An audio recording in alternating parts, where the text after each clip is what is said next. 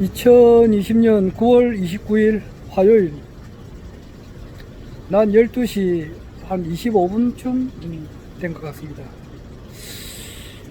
이제 뭐 가을이 한참 짙어가고 있다고 이렇게 봐야 되겠네요. 그래서 그런가 어제부터는 그 가을에 대한 노래를 뭐 흥얼거렸고 또 부르기도 하고 노래를 많이 들었습니다. 오늘은 많이 들었어요. 백영규의 그 슬픈 계절에 우리 만나요, 이 노래가 어제 퇴근길에 생각이 나서 한번 이렇게 불러봤는데 가사가 많이 틀렸더라고요. 바람결에 보일 것 같은 그대 모습 기다렸지만 남기고 간 뒹구는 낙엽에 나는 그만 울어버렸네. 사랑인 줄은 알았지만 헤어질 줄 몰랐어요. 나 이렇게 슬픈 노래를 간직할 줄 몰랐어요. 내 마음의 고향을 따라 병든 가슴 지워버리고 슬픈 계절에 우리 만나요. 해맑은 모습으로. 세월이 가니까 이렇게 목소리가 길게 나오지도 않고 그런데 그 슬픈 계절 또는 뭐 아픈 가슴 뭐 이런 단어는 별로 좋지가 않습니다. 그래서 자주 부르면 좋지 않고 뭐 1년에 한 번 뭐 몇 년에 한 번 이렇게 듣고 부르는 거는 괜찮을 것 같아요. 오늘 아침에는 또 그 1980년에 그 유행됐던 노래예요. 한경애가 불렀던 그 옛 시인의 노래, 이게 생각이 나더라고요. 그래서 많이 듣고 좀 따라 부르기도 하고 이랬습니다. 그 옛 시인의 노래는 한경애 씨가 먼저 불렀지만은 가수 그 임수정 씨라고 있어요. 그 연인들 이야기로 이제 유명한 그 임수정 씨죠.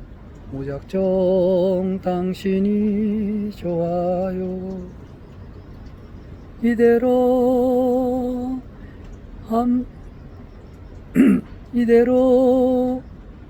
함께 있어 주세요. 이 노래 말이야. 둘이서 앉아서 말은 안 해도 가슴을 적시는 두 사람. 이 노래 불렀 이제 그 임수정 씨라고 있어요. 이 임수정 씨가 그 예시인의 노래를 잘 부르더라고요. 내가 볼 때는 한경애보다 더 잘 부르는 것 같아요. 근데 그 동영상이 있었는데 참 많이 들었어요. 아마 수천 번까지는 안 돼도 수백 번은 들었는데, 그 임수정 씨가 그 상당히 뭐라 그러나 사람이 아름답다는 것은 나이가 들수록 이렇게 그 아름다움이 계속 이어지면 좋은데, 그러다 아무래도 이제 연세가 들고 이렇게 참 물론 뭐 늙으면 늙은 대로 아름다움이 있죠. 그런데 하여튼 그때 굉장히 아름다워요. 보면은 참 진짜 그 아름다운 그 미모에다가 목소리도 굉장히 좋아요. 그래서 참 많이 들었어요. 그런데 그 동영상이 아마 뭐 저작권 뭐 그게 돼 가지고 요즘은 볼 수가 없어요. 참 아쉬워요.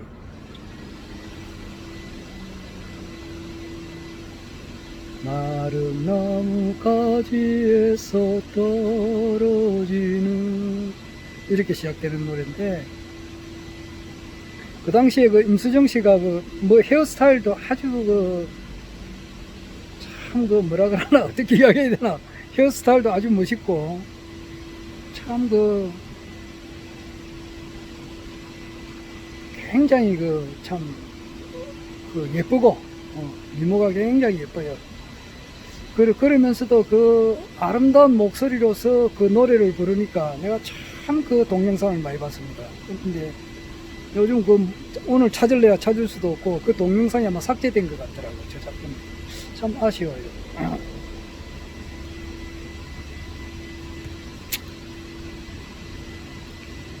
그 뒤에도 임수정 씨 노래 이제 듣는 것을 이렇게 쭉 보면은 그 모습도 보고 이렇게 하는데, 그때 그 모습은 보기가 힘들어요.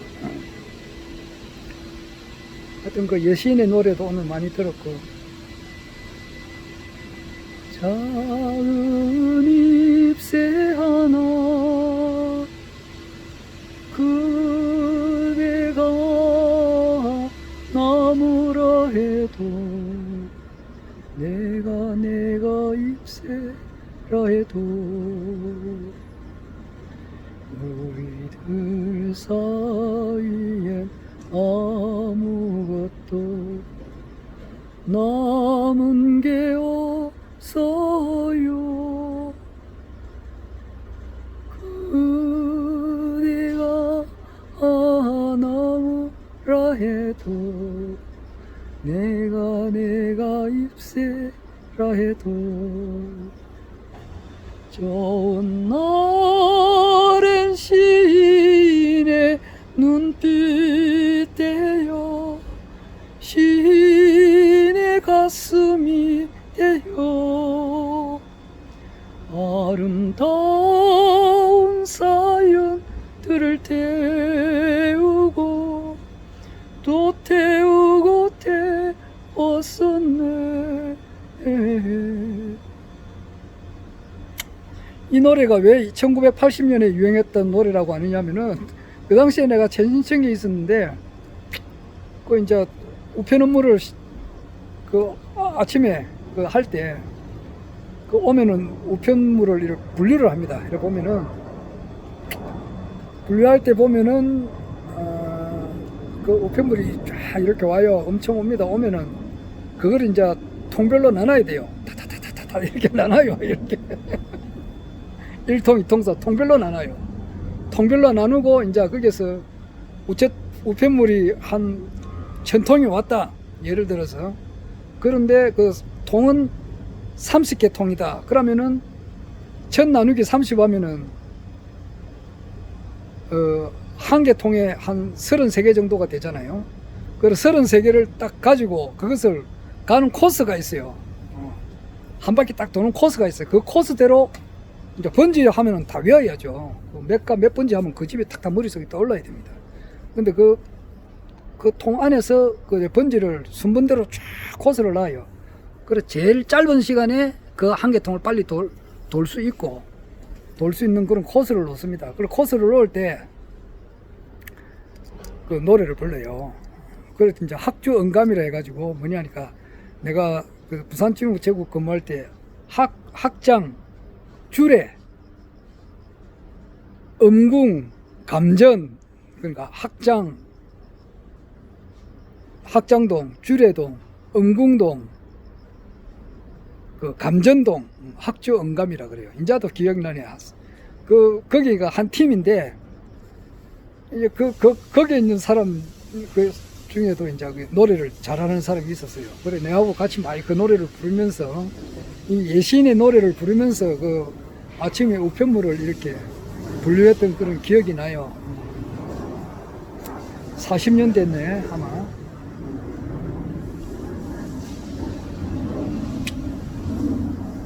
그때 그 예시인의 노래 그 노래 많이 불렀어요 그때.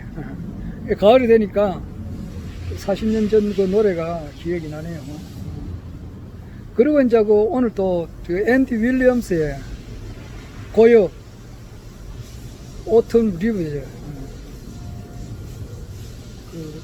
그 노래를 또 들었는데 정말 그 앤디 윌리엄스 그 노래는요 사람 목소리가 어떻게 그렇게 감미로운지 몰라요. 그 러브 스토리하고 말이야, Love is many different things, 그 영화 모정의 주제곡 윌리엄 홀덴하고 제니퍼 존스하고 나와서 그 상영했 그 만든 영화죠. 그 영화 보면은 정말 그 윌리엄 홀덴이 같은 남자지만 어떻게 그래 미남인지 몰라요. 게리 구프도 참 미남이지만은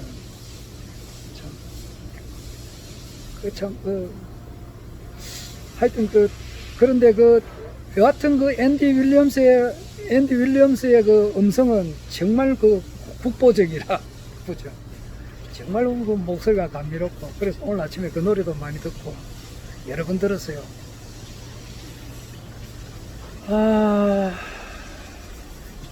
그리고 뭐 최성수의 배우도 좀 들었고, 어느새 바람 불어와 옷깃을 연어봐도, 이 노래예요.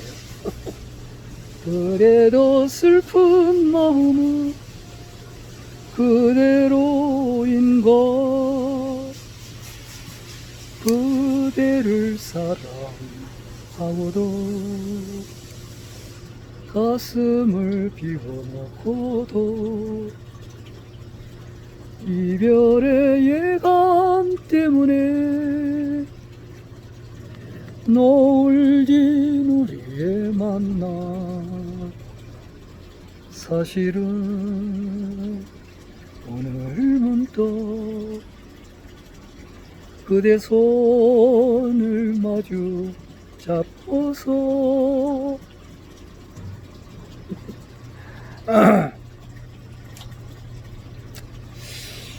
해우도 좀 듣고, 그 다음에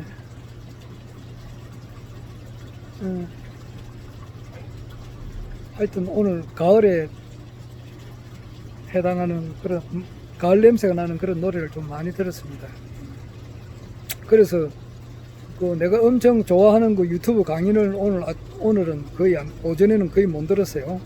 또 막판에 이제 식사하면서 우리 정치 읽기 그 박상훈 님이라고 하는데, 그분이 이제 추미애 장관은 이제 토사구 팽됐다 뭐 그렇게 이야기를 하던데, 하여튼 나는 그분의 견해는 좀, 그분이 차기 대통령은 그분은 항상 그래 합니다. 허경영 총재님이라고 그렇게 이야기를 하세요. 그걸 하는데, 그분은 문재인 대통령이 임기를 제대로 못 마친다, 그렇게 이야기를 주장하시는 분이에요. 나는 그분 뜻대로 되면요 참 좋죠. 하루라도 이제 빨리 총재님께서 대통령이 되시니까 좋은데, 그러세요. 이제 그거는 뭐 좀 신중하게 생각합니다. 아까 그분은 오늘 미국에서 이제 4.15 우리 조작 부정선거죠. 그것을 밝힐 것이다 이렇게 하는데, 그게 밝히게 되면은 이 정권은 바로 무너져 버립니다. 우리가 이제 60년 전에 1960년 3.15 부정선거 때는, 그때는 내무부 장관 최인규 씨인가 이분이 사형당했습니다. 뭐 대통령은 이미 하야하고 그렇습니다. 그 당시에 이제 그래가지고 대통령 경호실장이죠, 곽영주라고, 그분도 사형당했고, 그 사형당한 사람이 많이 있어요. 그리고 구속된 사람은 엄청 있어요. 근데 지금 이번 선거하고 하는 것은 그에 못지않은 거예요, 이게. 그리고 뭐 그것을 미국에서 밝힌다 이러면은 이 정권이 온전하지가 못해요. 그래서 그것을 어제도 내 이야기했지만은, 뭐 이번 바로 밝히기는 그래요. 이미 문재인 대통령께서 이제 대통령 후보가 되는 것도 민주연구원이라고 있어요. 거기 이제 미국의 이제 정책을 연구하는 거 여러 단체가 있는데 그 단체에 가입 소속된 사람이 그래서 문재인 그 당시에 이제 그 국회의원도 되기 전인가 아마 그럴 거예요. 그때 추천을 했다고요. 그러니까 미국에서 뭐 점 찍었다고 할 수 않겠어요. 그렇게 좀 키운 사람이라고, 미국에서 키운 사람이라고도 볼 수 있고, 지금 뭐 문재인 대통령이 중국하고도 가까웠다 그렇게 하지만은 실제는 중국하고도 실제는 미국에 이제 더 가깝지 않느냐, 그렇게 생각이 들어요. 이게 지금 이제 그 무기 구입하는 거 보면 알 수 있다 그렇게 하거든요. 무기를 그저 미국에서 원하는 대로 다 구입을 한단 말이에요. 그러면 이 무기라고 하는 것은 그 뭐 F-35 같은 그런 비행기는 미국에서 암호를 주지 않으면은 작동이 안 돼요. 그러니까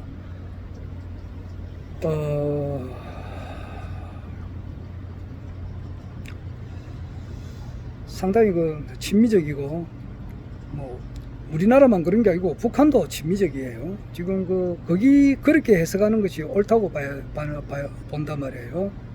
그래서 어제도 내가 이야기했습니다만은 4.15 조작 선거는 뭐 다 아는 사람은 다 알고 있지 않습니까? 모르는 사람이야 뭐 진짜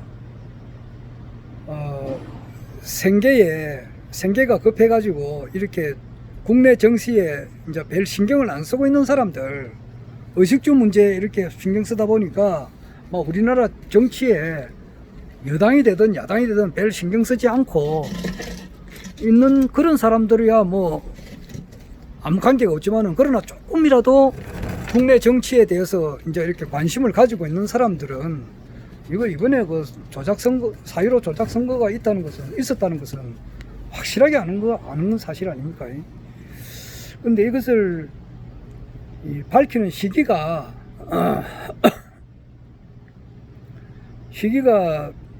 뭐 금년에 예를 들어서 뭐 아까 그 박상원 씨 같은 경우는 미국 대선하고도 맞물려 들어간다 이래가지고 원래 밝혀버리면 원래 끝나는 겁니다.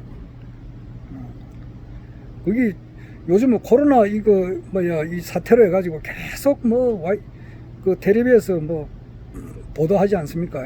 그렇게 뭐 몇 명이 확진자가 뭐 발생했다, 미국은 몇 명이다, 영국은 몇 명이다, 인도는 뭐 몇백만 명이다 이래가지고 죽은 사람이 몇백만 명이다 이래가지고 전 세계적으로 모든 코로나에 대한 그런 것을 지금 국내 국외 뭐 여기서 계속 보도를 하고 말이야.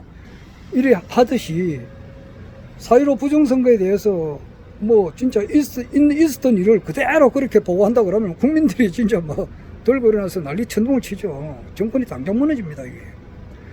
그래서 이거를 지금 현재는 그 미국이 그 중국을 이렇게 치는 것이 더 전쟁을 하는 것이, 미국은 진짜 조폭하고 똑같아요. 그 나와바리라 그러죠. 자기 구역을, 자기 영토를 두고 어떤 놈이 침범하는 거야. 그럼 깡패들끼리도 그 싸움을 합니다. 뭐 쇠파이프나 강목 들고 싸우기도 하고, 심지어는 뭐 핵칼 같은 것도 들고 싸움을 해요. 그때 그걸 전쟁이라 그러잖아요. 그래가지고 둘 중에 하나가 죽든가 하나가 살든가 그래야 돼요. 그렇게 해가지고 구역을 딱 정해버려요. 마찬가지 원리는 똑같단 말이에요. 저기는 쇠파이프 들고 강목 들고 이렇게 하지만은 여기는 미국하고 중국과의 그 전쟁에 있어서는 똑같아요. 지금 이제 모든 것이 원래 그 미국이 중국을 키워준 것은 소련을 견제하기 위해서 중국을 키웠다 이 말이에요. 키웠다 보니까 너무 커버리니까 지금 또 이제 제재를 하려고 하잖아요. 커도 너무 큰 거지. 그리고 중국도 자기 분수를 모르고 이렇게 뭐 한 2040년까지는 죽은 척하고 말이야. 이렇게 좀 굽신거려야 되는데 시진핑이가 좀 건방지게 말이야. 태평양, 이것도 넓은 태평양을 서로 이제 좀 같이 공유하자 이런 식으로 하니까 코트를 건드린 거지. 미국의 코트를 건드린 거예요. 그러니까 미국에서는 지금 확고부동해요. 지금 바이든이 대통령이 된다 하더라도 뭐 될 리는 없겠지만은 마찬가지예요. 중국을 치는 데는 민주당이나 공화당이나 예외가 없어요. 물론 트럼프가 당선이 되겠지만은 만약에 바이든이 된다 하더라도 중국을 치는 데는 이의가 없어요. 그러니까 그게 급선무니까 그렇게 하기 위해서는 모든 그 힘을 합해가지고 중국을 친다 이 말이에요. 그러니까 우리나라도 거기에다가 힘을 미국한테 보태야 되고 또 북한에서도 보태야 되는 거예요. 그와 같은 일을 지금 목전에 두고 있는데 4.15 부정선거를 이렇게 미국에서 이렇게 건드리지 않으리라 나는 그렇게 생각합니다. 박상원 씨 생각하고 반대예요. 그러니까 그 중국하고 미국하고 관계가 좋았을 때가 있었잖아요. 지금은 좀 사이가 안 좋지만은 한때는 굉장히 좋았단 말이에요. 그럴 때는 그 당시에는 위구르 문제 그리고 파륜궁에 대한 그 인권 탄압하는 문제 미국이 안 건드렸어요. 갑돌이와 갑순이가 서로 뭐 좋아하지만 아니 서로 모른 척했다 이 말이에요. 모르는 척 하듯이 좋아하는 게 아니고 모르는 척했듯이 중국의 인권 문제가 있었지만은 관계가 좋을 때는 그것을 안 본 척 모르는 척 해주는 거예요. 그런데 관계가 안 좋을 때는 이제 그것을 자꾸 드러내는 거예요. 그렇듯이 지금 4.15 우리 조작선거에 대해서는 뭐 미국에서는 다 알고 있지만은 그것을 문재인이가 지금 아베가 아베가 이제 일본 수상을 그만뒀지만은 한때는 한 7년 정도 있으면서 미국의 딸랑이라 그랬거든. 트럼프한테 딸랑딸랑거리면서 말이야. 완전히 그랬다고 딸랑이라 하지만은 내가 볼 때는 좀 우리나라 대통령을 두고 딸랑이라 이렇게 표현하는 건 좀 그렇지만은 아베 못지않게 우리하고도 문재인 정권이 아베 못지않게 미국하고 관계가 좋았다 이 말이에요. 그러니까 무기구입도 이렇게 많이 해주고 또 미국이 시키는 대로 지금 하고 있다 이 말이에요. 그걸 하고 있는데 이 사람을 그렇게 칠 이유는 없는 거지. 그래서 이제 처음에는 나도 과도기 정권인 줄 알았지만은 최근에는 정권이 끝까지 간다고 그러잖아요. 여러 가지 그렇게 말씀하는 데는 깊은 뜻이 있겠지만은 그렇단 말이에요. 그래서 요거는 내년 2021년 서울시장 끝나고 그 다음에 2022년 대선을 지나서 대선 밝혀질 거예요. 대선 지나고 허경영 총재님께서 대통령이 나고 난 다음에 그때 터뜨리지 않을까. 그때 이 진실이 드러나게 되면은 국회는 자동적으로 국회의원을 물갈이를 해야 된다 말이에요. 그때는. 그러니까 그때 필요한 거지. 그때는 이제 딱 진실이 다 드러나가지고 모든 사실을 있는 그대로 이제 이렇게 보도를 해버리면은 국민들이 설득을 할 수밖에 없잖아요. 인지를 할 수밖에 없고. 이거는 원천적으로 무효니까 이거는 다시 해야 된다 이렇게 나오는 거예요. 그래가지고 이제 내가 어제도 이야기했다시피 국가 총재님께서 이제 공수처법을 통해 가지고 대한민국의 발전을 저해시킨 부유부핀을 만든 정치인들, 언론인들, 기타 방송에 종사한 사람들, 국회의원들, 옛날 국회의원들, 이런 사람들 다 이렇게 정치인 교육대에 이렇게 넣고 완전히 이 사람들을 격리를 시켜버려야 되는 거예요. 격리를 시키고 동시에 이제 양적 완화 및 지하 자금을 양성화시켜서 18세 이상 1억 원씩 이렇게 지급을 하고 국민 배당금을 지급을 하게 되면은 국민들이 인기가 좋아지지. 국가혁명당에 공천을 받은 사람들은 공천이 고로 당선이라고 할 수 있다 이 말이에요. 그래서 나는 그 4.15 부정선거라고 하는 것은 대통령 당선되고 난 이후에 밝혀지리라. 나는 뭐 개인적으로 그렇게 생각합니다. 어떻게 될지는 모르죠. 어제 총장님께서 누구하고 인터뷰 하실 때 내년 서울시장 선거에 뭐 또 서울 시민들이 말이야, 서울 시민 유권자들이 또 거대 정당 그 중에 두 사람 중에 한 사람만 이렇게 두 사람 중에 쉽게 말하면 민주당하고 국힘당 후보에만 이제 주지 않을까 이런 질문을 하는데 질문을 하였고 하니까 또 국민들이 말이야 일단은 뭐 총재님께서는 뭐 최선을 다하겠다고 이제 이야기하셨는데 나는 이게 완전히 바뀌어야 되니까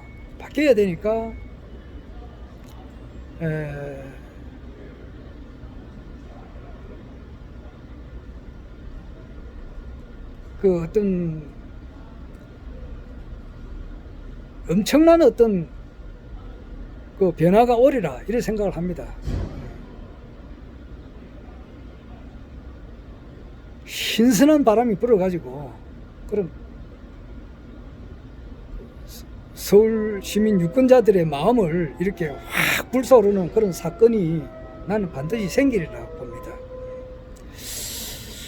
역시 나는 뭐 언제나 노래를 뭐로부터 시작해도 끝으로는 항상 허경영 총재님에 대한 그 이야기가 끝나는데 오늘은 뭐 조용하게 이렇게 이야기를 해봤습니다.